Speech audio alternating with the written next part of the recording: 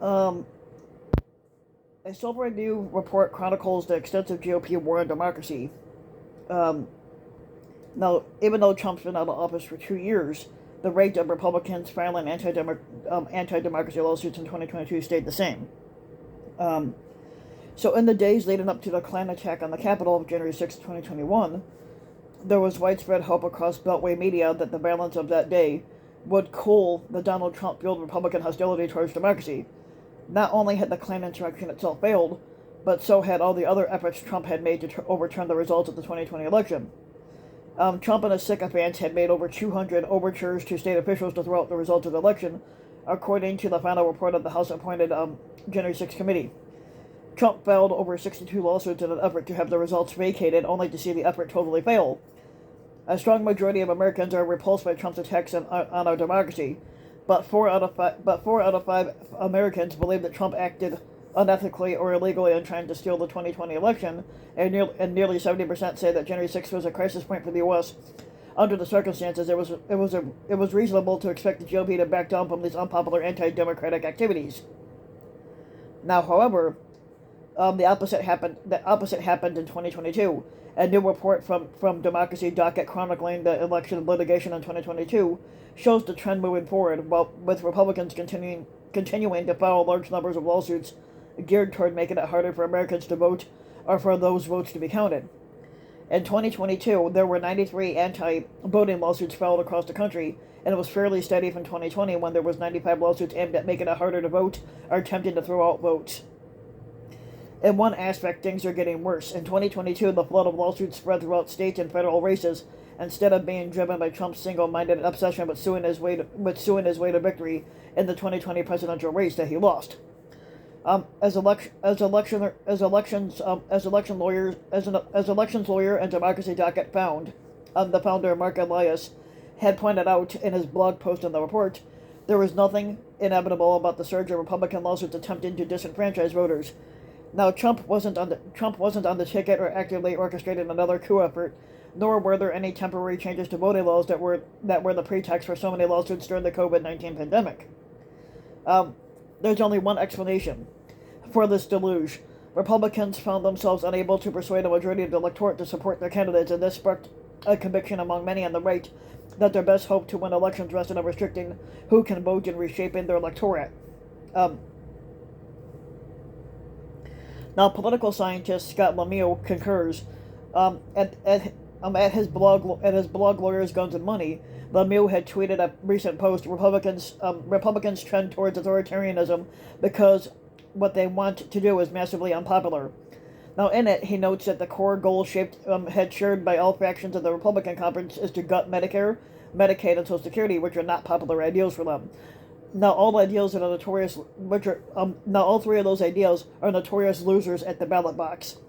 Now, unable to persuade voters to back their policy preferences, he argues Republicans are increasingly looking for ways to enact their agenda outside of democratic means. Now, democracy is a methodology of government that has failed as miserably as socialism, declared Republican John Fuller, a Montana state representative, which is the exact opposite, in an op-ed for the Flathead Beacon in February last year.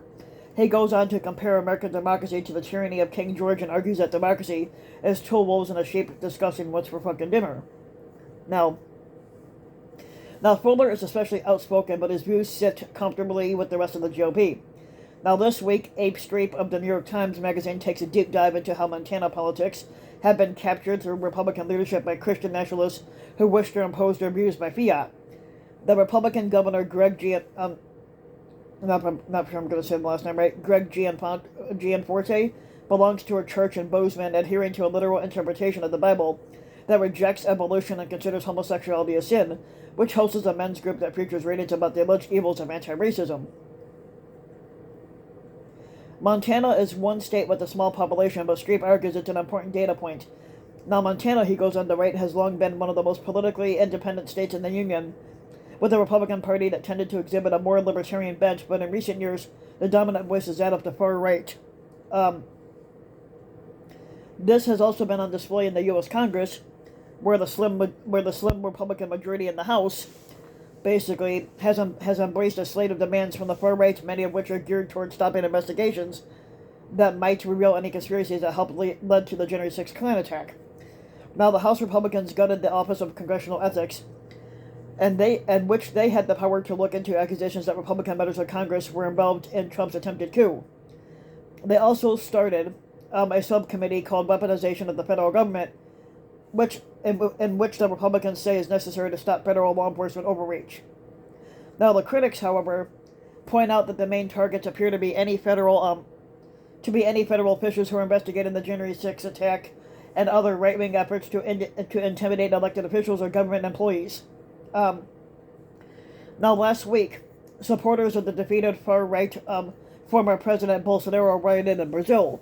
Now, for the apparent purpose of overthrowing the current Democratic president in favor of the hard-right Bolsonaro, much of the media speaks only of how this attack echoes that of the Klan attack of January 6th, and more in-depth reporting has exposed the many links between Trump and Bolsonaro.